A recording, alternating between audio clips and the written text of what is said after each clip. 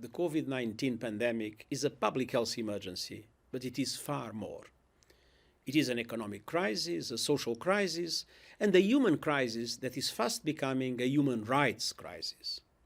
In February, I launched a call to action to put human dignity and the promise of the Universal Declaration of Human Rights at the core of our work. As I said then, human rights cannot be an afterthought in times of crisis, and we now face the biggest international crisis in generations. Today, I am releasing a report highlighting how human rights can and must guide COVID-19 response and recovery. The message is clear.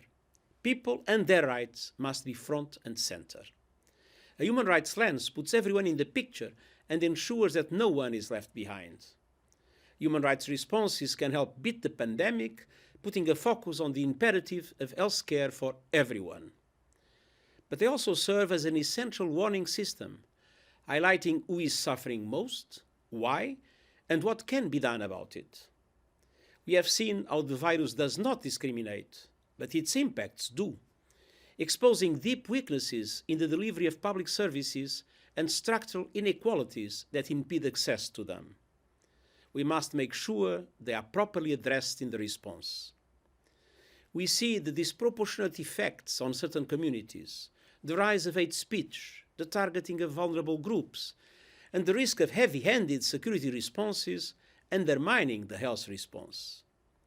Against the background of rising ethno-nationalism, populism, authoritarianism, and the pushback against human rights in some countries, the crisis can provide a pretext to adopt repressive measures for purposes unrelated to the pandemic.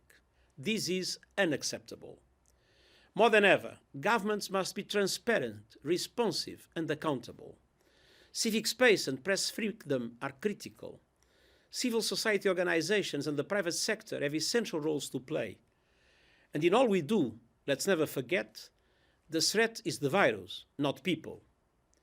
We must ensure that any emergency measures, including states of emergency, are legal, proportionate, necessary, and non-discriminatory, have a specific focus and duration, and take the least intrusive approach possible to protect public health.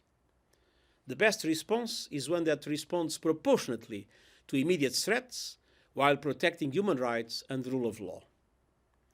Looking ahead, we need to build back better. The Sustainable Development Goals, which are underpinned by human rights, provide the framework for more inclusive and sustainable economies and societies. Strengthening economic and social rights bolsters resilience for the long haul. The recovery must also respect the rights of future generations, enhancing climate action aiming at carbon neutrality by 2050 and protecting biodiversity. We are all in this together. The virus threatens everyone. Human rights uplift everyone. By respecting human rights in this time of crisis, we will build more effective and inclusive solutions for the emergency of today and the recovery for tomorrow. Thank you.